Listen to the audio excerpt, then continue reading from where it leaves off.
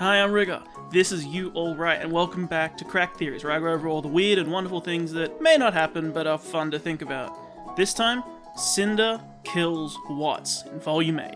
Now, I label these crack theories because I don't really believe that they're going to happen, but that doesn't mean they're not good, because I really think this one's pretty good. It may happen. Hope they happen. Be great if it called it, right? Anyway, but just before I start, I want to take a moment to thank everyone. This finally clicked over, and it was stuck at 99 for so long, I think it was really starting to give me anxiety. And I got my first video to get over 1,000 views. Look, we live in the world of YouTube, and in that world these are nothing numbers, but this is my channel, so I'm still going to take a moment to be proud of this. Thank you all so much. Which is why I decided to make another one of my least successful videos. It really makes sense, right? But they're really fun to make, so I'll stop wasting your time. Before we can start, I have to do the YouTube thing, so if you like it, there's a button for that. If you know someone who'd enjoy it, please share it around. If you have any thoughts, please leave them in the comments, and subscribe for more. Also, I will quickly say, this will contain spoilers for Volume 8, Episode 1. I did write a version without the spoilers, but honestly they help bring this thing together and just make it easier to talk about, so there is your warning.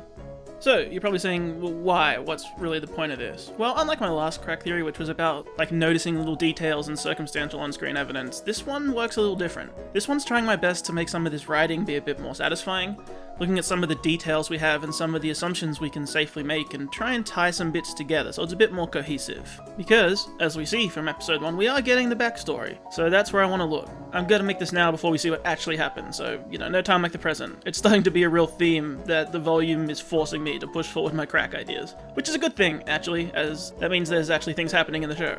So you're probably asking, how does Cinder's backstory help her with killing Watts in this volume line up? I admit it sounds fragmented and in pieces, but give me a few minutes and stick with it, and it'll come together by the end, I promise. Originally, I came up with this when I set out to examine Watts and try and make his involvement just more satisfying, and it turned out a few questions that were lacking, and I thought about, well, Cinder's need for a backstory, and then I realized we can sort of tie all this together. There's some coherence to this plot, because it's more likely in real life for everyone to be disjointed and unrelated, and for the purposes of a satisfying story, that doesn't work so well. It feels more complete to connect a few things here and there, weave some stories together. So let's start with Cinder. So, we know we're finally getting the Cinder backstory. So for this to work, I guess we'll have to figure out who she's based off.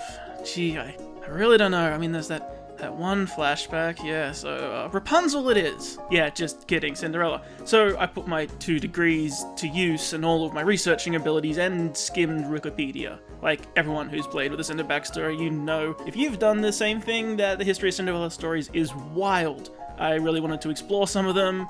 Like this one is great. The Ash Tree Girl, where Cinder would have a twin, maybe a good twin, and be abandoned at birth and raised as a nun. That'd be so fun to play with. Imagine sultry, attention-seeking Cinder as a nun. I get the feeling some of you have already had that thought. Anyway, never mind. And don't get on me about for which religion. Make something up. It's fine. Not to mention all the actual evidence that match Cinder in, more violent versions where doves peck out the stepsister's eyes one at a time. Maybe Cinder is an evil stepsister and the dove represents purity like RWBY and she took an eye. There's all these things, and you could even mix them all together.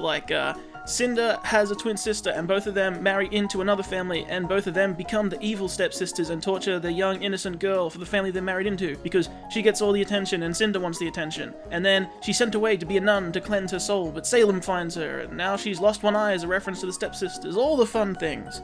But yeah, no, it's gonna be like the Disney-fied fairy tale we all know with some dark twists, and we need everyone in the audience to get it, so that's what we're playing with. Don't get me wrong, I'm not saying they can't do some fun stuff even in there. They definitely can. And I'm sure a lot of these theories and other references could be used to go back and redo her backstory for fun what-ifs, but for now we'll work somewhat within the bounds of the general idea of the story everyone knows. And looking at the flashback, it seems it's only a few seconds of one room and one repeated movement, but it seems that's sort of what we're going for, and that's fair enough, you want to be somewhat close, so we'll start from there. So we go over the dot points just so we're all clear. So a young girl with a wealthy father gets an evil stepmother and stepsister that make her life hell after her father dies. Now this beginning bit, it's RWBY, so we can flip things. You can gender flip if you want to, wealthy mother, evil stepfather and stepbrothers, or a same-sex couple, mix and match. Details of that aren't really important. But we all assume we get a variant of this kind of story. But I want to focus at the very start of this tale. And by that I mean the very start of the Cinderella story in general. A lot of the tragedy really comes from that Cinderella was supposed to have a nice life. It's not just the abuse that's horrible, but also that it was so beautiful beforehand. A loving parent, comfortable amounts of money, a happy existence, and that's wrenched away. So for our story, Cinder turns evil. So it's those negative emotions we really want to emphasize. We need to turn her out resentful, power-hungry, and vengeful. We gotta turn her into Cinder. So let's do that. First up, we need a name. So her first name may or may not be Cinder. Honestly, either is fine. I can see it actually being if they want to. Her last name certainly isn't Fall. The show has basically told us that. Like, Raven's comments and her response, like, it's not Fall. That's probably just a name she needed to register to be a student, right? And she was, cocky enough to think no one would care. Let's slap a name on her real quick that's not Cinder. We'll be hack writers, and we'll just do it easy. Her name's Ella. Cinder, Ella. And we need something that's like a color and makes us think of cinders and fire. And I like that last story. So, Ash Tree. Ella Ash Tree. Now, we'll stick her with a loving father who's not extremely wealthy, but quite well paid, sort of a high position at the top of Atlas. So, we'll go with something we already know in the show, scientist. Smart, wealthy. Remember, Pietro chooses the slums and charity. He's widowed, but he's fine. Lovely man. Dr. Ash Tree. Now, we also want to change up from the very expected. He gets married, dies, evil stepmother or stepsisters. Let's flip it a little. We need Cinder to hate Atlesian elites. We'll expand that to Atlesian high society. And yes, she initially was one as a child, but some hypocrisy and delusion is good for making a kind of vengeful character that doesn't see the irony in what they're doing. So instead of loss, what we could do is make it a burning, seething anger of jealousy and what she should have. So she's a happy child, really. Ella Ash Tree has no hint of anything but a joyful future. This is not, evil from birth. This is a happy little girl. We'll make her 8 years old. She goes to school, she has a nice life, sometimes she gets to attend a fancy dinner or two. Things are good. However, one fateful day, Dr. Ash Tree does not return home. Atlas officials appear and tell Ella that he won't ever be coming home. There was a horrific accident at work. She's just a little girl. She is shattered. But, not to worry, she will be looked after. His assets will be passed to her when she is of age. She won't be on the street. Ella is moved to a high-class adoption agency, not kicked out into filthy mantle. This girl will be taken care of. A fine-standing socialite has heard of this tragedy. Everyone has. It made the news. And will of course adopt this young girl. Ella is whisked away to a palatial mansion. It's not the Schnee compound or anything, but it's gorgeous nonetheless. Ella's father lived comfortably, but he didn't boast with his wealth and extravagance. The woman, of course, has 2 children. Let's mix it up and say it's a girl and a boy. Rich, snooty, arrogant, evil children who get their way all the time. Innocent Ella is a doll to them, something they can destroy and play with. And we know the story from here. Adopted may as well be in big quotation marks, as it is owned, as Ella is put to work. Slave-like. Not only does she work her fingers to the bone, wait on the family hand and foot, and be tormented day in and day out, not only is there no sympathy from a single soul, but she is dragged around to noble parties, dressed up for visitors, to just be one of the children. The family is praised and celebrated for helping this poor girl after such a tragedy. Fancy dress, jewellery, people telling her how lucky she is to her face, all of which is removed immediately whenever they're alone, back in working clothes and under the family's heel. Life is hell. It doesn't take long until the beautiful, happy Ella is no more. You see, she was broken, beaten, mistreated. Her heart did not remain pure against all of this. This is not a fairy tale. This is years of pain and anger, jealousy, the comfort she should have, the nice clothes she should wear, the happiness her life should have been is in front of her eyes. It was stolen from her. Taken away while everyone she meets tells her how lucky she is to have it. She is powerless to take it back. But when she is old enough, she'll take her money and leave these people. Years of it. Being dressed up like a doll and told how good her life was.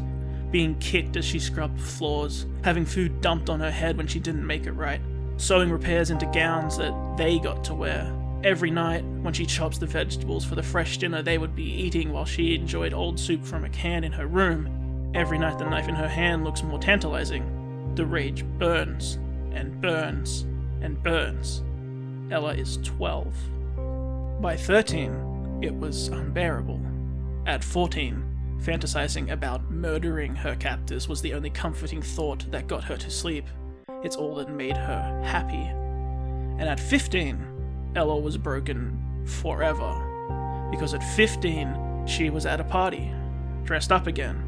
Fancy, elegant, Wearing a dress she was forced to alter to fit her that she'd be forced to alter back again to fit her stepsister before she could sleep that night. Wearing jewels that she'd only seen when she'd been forced to polish them, and in shoes she'd only worn to other parties, not even broken in, and blistering her feet.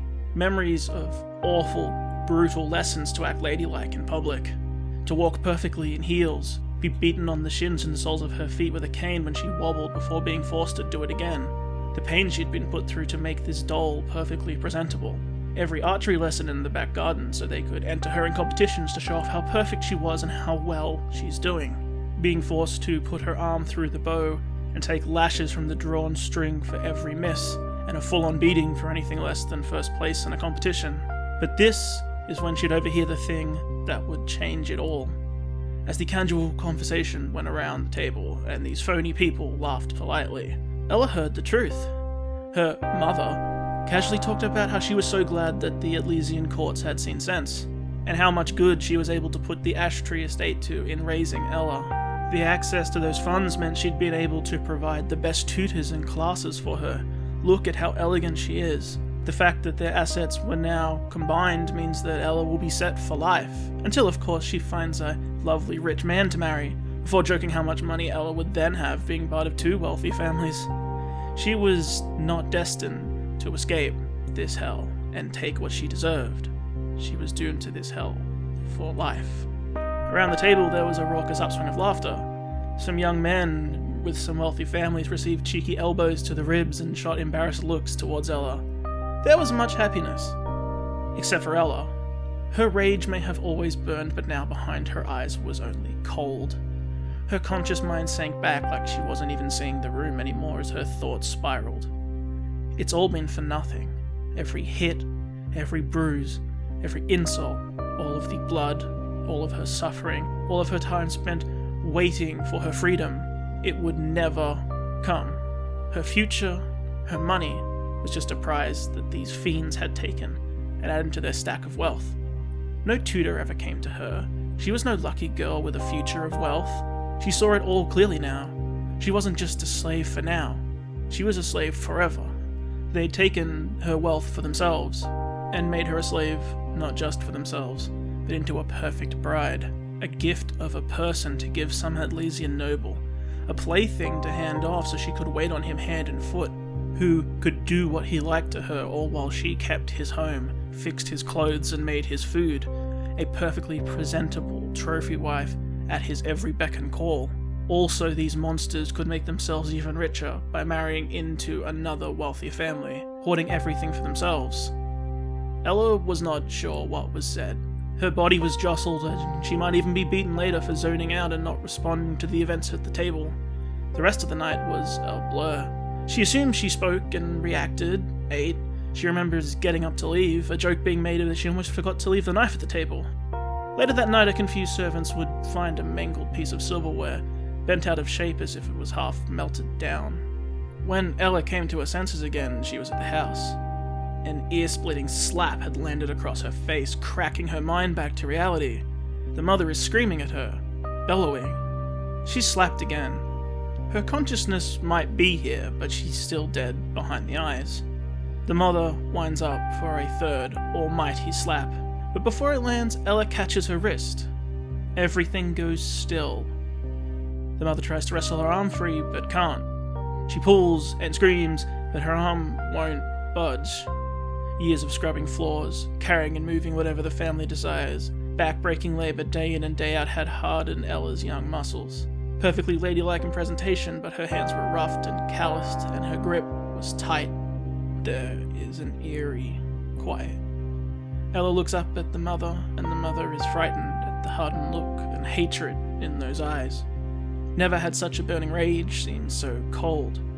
Her arm is still clutched in Ella's hand. Without blinking, Ella holds her gaze. Then the screams start.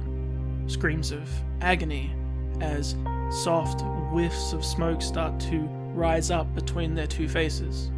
A soft sound of sizzling and some sickening pops can be heard, but only barely after the terrified screams of the mother as her wrist completely melts through, her hand falling to the floor. She weeps in agony. The siblings run in to investigate the shrieking. They don't understand, but the one girl grabs a vase and smashes it on Ella's back, where it shatters off a thin barrier of aura, and she coldly turns to face them. The girl tries a punch but is easily thrown aside. The boy tries to grab her, but she ducks him easily, picking up a piece of the shattered vase and stabs him in the back of his shoulder as he goes down yelling for help and tries to get it out. Ella turns back to the weeping mother, still clutching her burned arm, now sunk to her knees in pain. Then, emotionless, Ella gently reaches out her hand, puts it to the mother's head. Atlas was rocked by the news of the fire. What a tragedy. The home of such a charitable family completely in flames. There were no survivors. The mother and 2 children's bodies were somewhat identified, but to say recovered would be an exaggeration. The place was burned so bad they couldn't even find the last body of the little girl that they'd taken in. Horrific. No one saw the rage-filled, dead-eyed girl walk out into the night, perfect posture in heels with a ripped party gown, as the flames consumed the building behind her. They didn't hear her manically chuckling to herself as she saw the truth. She was not doomed to be here. She was not to be powerless. That she did have a destiny. That she had power now, and that she would never, ever be made to be powerless again. She would never have to bow her head and be looked down on by the rich and elite. She would wear all the beautiful clothing she wanted and deserved. She would be the desire of everyone, and she would crush anyone who would ever try to take away what was hers again. What was once Ella Ashtree rose from the flame and is now Cinder. Story time's over. Okay, so now you're saying, Riggo, what are you doing, man? This video is called Cinder Will Kill Watts, and you just told us a Cinder backstory fanfiction. And yeah, I did, I'm getting to that. So, to do something cliche and crap like, Watts was Cinder's evil stepfather or something, it's just wrong, it doesn't fit. It doesn't fit the behaviors, it's super contrived. But for those of you who caught on early and saw what I did, you don't make Watts part of Cinder's life. They absolutely have never met each other before they come together under Salem. But what you do is you make Watts the cause of Cinder's life. Because let's play with the knowledge we have. We know Watts faked his death in the quote-unquote Paladin incident. Presumably a workplace incident to do with the military Paladin tech, makes sense. And that, I think I know where he got the idea from. Because he'd done it before. Because what I suggest is that in this volume we hear something along this Cinder backstory. And we go on this emotional ride, hopefully getting to know Cinder a lot better. And afterwards, at a later scene, we hear Dr. Watts going off at someone, probably ranting at Pietro about all he's lost. His position, his job, how James is deserving of what he's getting. He rants and rants, saying that he had to work so hard to even be recognized, to even get on the team, how he had to make his own way. He even had to open up a position himself by getting rid of one of the old team members by staging a little accident so there'd be an opening. Some nobody called Ashtree. And all of a sudden, there it is. Watts didn't know Cinder, he didn't torment her, they don't hate each other because of their past. But she hears it now. Watts got her father killed, and started the chain that took her life from her. Her happiness, her future, her everything. He took it away for his gain. At which point she absolutely murders him on the spot. Not the usual demeanor of calm coolness. She stabs him in the back with a knife in an instant, and then rolls him on his back, kneels on him, and stabs him in the chest over and over, screaming, "You did it! You did it! You took it all from me!" She rages like a primal animal and just keeps stabbing him forcefully until he totally bleeds out. He doesn't even get to know why. Now you're saying, okay, explain. Why is this important? Who cares? Well, I care, and this works very well for our story. This ties up everything we need to know and fixes a few problems. So, first off, it's a fun story to tell, and it tells us why Cinder is who she is. Why she dresses to show off, why she talks sultry and slow to make sure she's the center of attention. It tells us why she's perfectly amazing in heels at all times, why she walks with elegant grace as it's second nature. It tells us why she can sew, why she's an archer, where's the base for her physical strength. It tells us why she hates Atlesian elites and people that hoard power, and in turn therefore does it herself. It underlines with jealousy with being wronged. It lets her single-minded drive for power feel more real. To put it against that loss, not just the abuse, but the life she should have had if nothing went wrong. And then the rest of the story falls into place. You take a young, broken girl, rage-filled, power-hungry, physically capable, and with a strong semblance, and then you let Salem find her. A perfect candidate for maiden powers. Then you give her a home, give her more weapon and martial arts training with, say, Tyrion, a master of his craft who will do anything his goddess asks. And it also gives them a little more of a link. Let that sit for 5 years, promise her all the power in the world, fine clothes, give her good meals, spit out a 20-year-old Cinder passing for an upperclassman in volumes 2 and 3. Confident, power-hungry, and combat proficient. Perfect. And for those of you keeping track of all the little references, I like to sprinkle in, yes, I am making her mirror Tyrion going nuts on that Grim that she was so horrified by, but turns out she can go just as crazy when you really push that button. It's a fun little flip. Because this also fixes some of the annoying Watts problems. First off, who cares about Watts? No one. His revenge plan is weak and his motivation is, I can't really fix it. So, it's set in stone pretty much. So rather than beating my head against the wall trying to make him a better character, let's instead use him to fix a character we need a lot more. Cinder.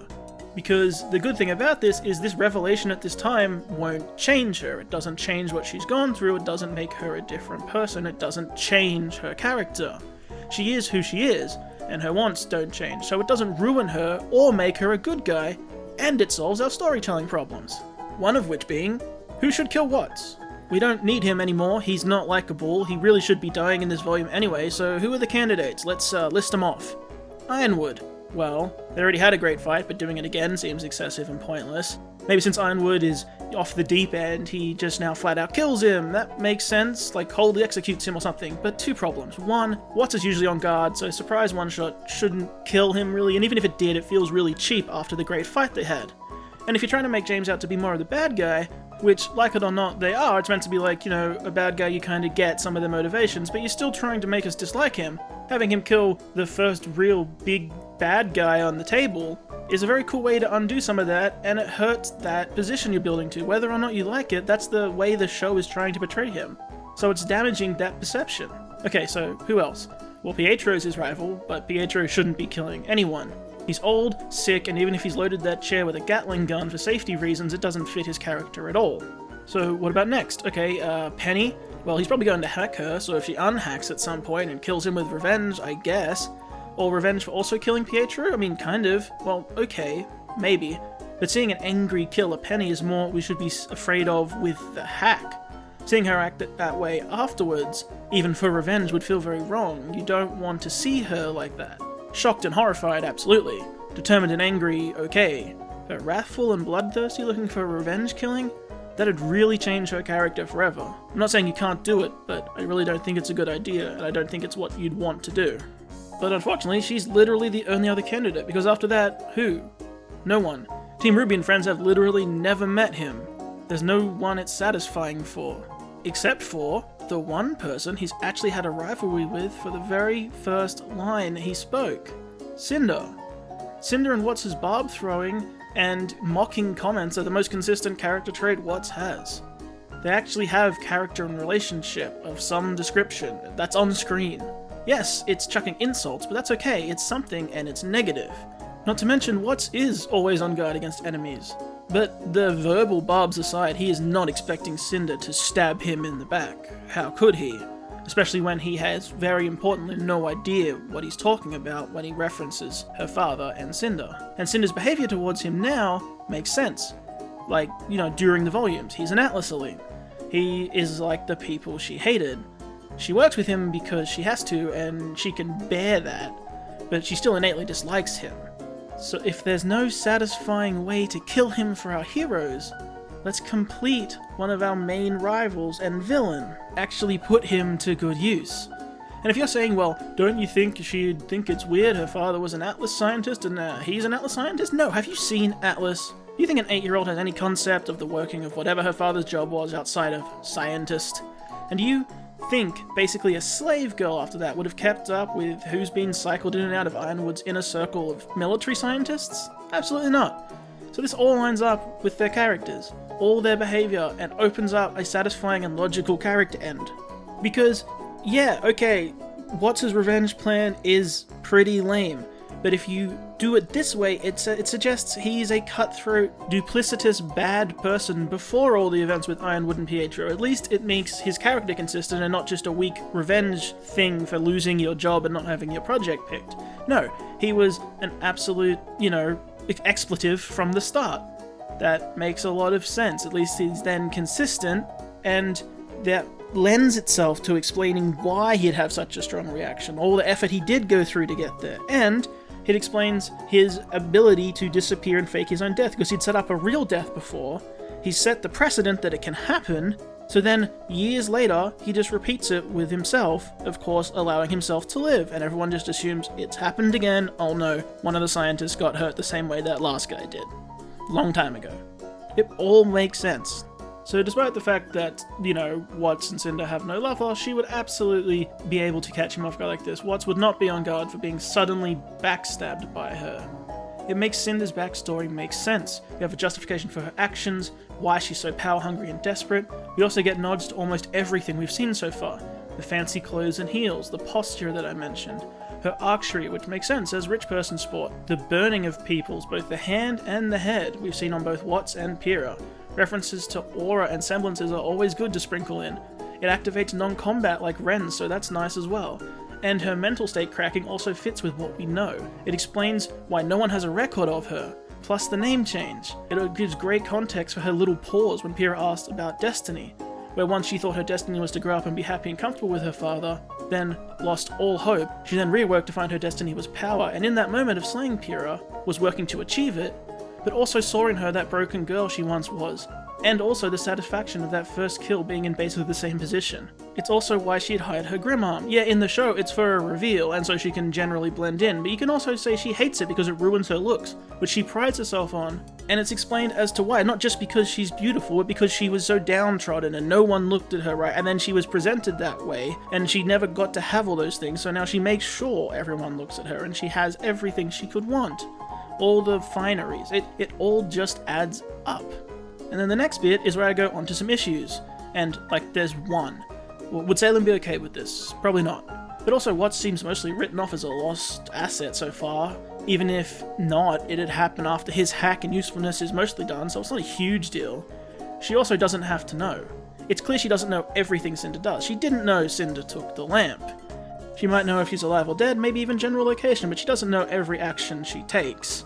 And that lie, perhaps, if Cinder lies and just says, no, you got killed by someone else, that's a good lie to sprinkle into the Salem-Cinder relationship for later that they can bring back up. So outside of, well, she was kind of lying, he is still an asset and they have plans, and, maybe this ruins that, although this would probably take place after those plans, there's almost no problem with it. The only problems it brings up are things that could actually add to the story for later. And that's just one little wrinkle. The only other thing you need is Cinder and Watts in the same place at the same time and a prompt for his speech. That's incredibly easy to work out. I actually think it's pretty solid. It smooths out a lot of these wrinkles these weaker characters have. It draws connections that are obvious and direct, but are satisfying. It makes the world feel more tangible and gives weight to some of these more flimsy villains and their actions. Not to mention, it does a reasonable job of making Cinder a much more rounded and understandable character. So, at the sacrifice of one bad character we don't need, we make one pretty good backstory, and even better, one more important character we really do need, and get the most out of losing the bad one too. I just see wins all around. Anyway, that's the super long video. I won't just write more paragraphs self-congratulating myself, because that's pretty bad. That's not what I'm trying to do, I was just trying to assess the goods and bads. I know this is really a Cinder backstory video, and we are getting whatever the real one is in the volume, but I was honestly, while trying to figure out a good end for Watts and looking at his character, I just saw this opportunity, so I had to get it out there before we see the real story, and being able to make a video called Cinder Kills Watts was too good to pass up, so I went for it. So, if you like this video, there's a button for that, same for if you didn't. If you have anything to discuss, please leave them below in the comment section. I'd love to read them, especially on stuff like this. Subscribe if you want to see more from me, and of course with that all being said, my name is RWBY, I hope you have a wonderful day, and I hope I did alright.